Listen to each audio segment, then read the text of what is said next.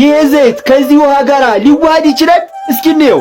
ከሌላ እምነት ተከታይ ጋር ፍቅር ይዞኝ ነበር እና በትዳር አብረን መኖር አንችልም ወይ በየሃይማኖታችን ሆነን?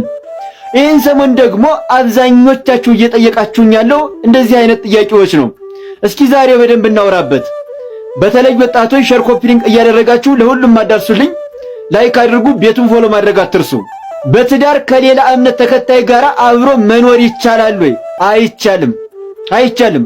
እንዴ ምን ችግር አለው? ችግር አለው። ሐዋርያው ቅዱስ ጳውሎስን ሄዳችሁ ምን ችግር አለው ብትሉት እንደዚህ ይላችኋል፣ ወኢትውሩ ውስተ አርዑተ እለ ኢየአምኑ፣ ከማያምኑ ጋር በማይመች አካሄድ አንድ አትሁኑ፣ አትሂዱ።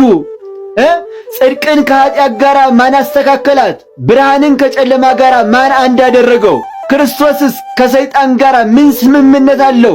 የሚያምንስ ከማያምን ጋር ምን ስምምነት አለው? ምን አንድነት አለው? ይላችኋል በሁለተኛ ቆሮንቶስ ምዕራፍ 6 ቁጥር 14 ላይ። ብርሃን ከጨለማ ጋር ምን ህብረት አለው? አንተ እኮ የክርስቶስ ብርሃን የበራብህ ኦርቶዶክሳዊ ወጣት እኮ ነህ። እንዴት ነው ክርስቶስን ከማያውቅ ጋር አንድ ልትሆን የምትችለው? አንቺ እኮ የእግዚአብሔር ማደሪያ እኮ ነሽ። እንዴት ነው እግዚአብሔርን ከማያውቅ ጋር የክርስቶስን አምላክነት ከማያውቅ ጋር አንድ ልትሆን የምትችይው? አንቺ የእግዚአብሔር ማደሪያ ነሽ። ሐዋርያው ቅዱስ ጳውሎስን አልሰማችሁትም እንዴ? ኢተአምሩኑ ከመታቦቱ ለእግዚአብሔር አንትሙ፣ እናንተ የእግዚአብሔር ማደሪያዎች እንደሆናችሁ አታውቁምን? ያንቺ ገላ እኮ የእግዚአብሔር ማደሪያ ቤተ መቅደስ እኮ ነው። ታዲያ እንዴት ነው ከማያምን ጋር አንድ ልታደርጊው የምትሞክሪው? እንዴት ይቻላል? አይቻልም እኮ። ሌላውን ተውት፣ እንደው አጥጋቢ ምሳሌ እንኳን ባይሆን ይሄ ዘይት ከዚህ ውሃ ጋር ሊዋሃድ ይችላል? እስኪ እንየው።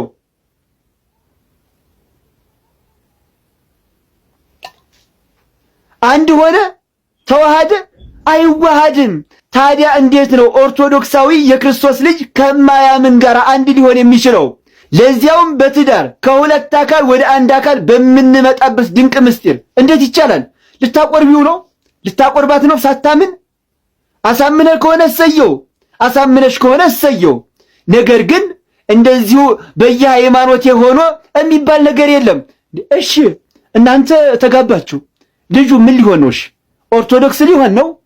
የሌላ እምነት ተከታይ ምን ሊሆን ነው? እሺ ቆይን የምለው ከማታምን ጋር ሄደህ አንሶላ የምትጋፈፈው አካልህ ልትሆን የምትችል ኦርቶዶክሳዊት ወጣት ጠፍታ ነው? ከማያምን ጋር ሄደሽ አንሶላ የምትጋፈፊው ኦርቶዶክሳዊ ወጣት አካልሽ ሊሆን የሚችል ወጣት ኦርቶዶክስ ቤት ጠፍቶ ነው? አይ ይሄ እኮ ፍቅር እኮ ነው። ኧረ እባክሽ እምነትን ያክል ነገር ጥሶ ፍቅር የለም። ይሄ ፍቅር ሳይሆን ስሜት ነው። ስሜት ደግሞ ከሃይማኖት አይበልጥም። ከሃይማኖት የሚበልጥ ከክር የሚበልጥ ስሜት የለም። ስሜት ዛሬ መጥቶ ነገ የምታጭው ነው። ሃይማኖትሽ ግን የክርስቶስን ዘላለማዊ መንግስት የሚያወርስሽ ነው። ስለዚህ ለስሜታችሁ ተገዢ ከመሆን ውጡ። ከየትኛውም እምነት ተከታይ ጋር ወንድሜ እህቴ ተባብሎ ተከባብሮ መኖር ይቻላል። በትዳር ግን አንድ መሆን አይቻልም።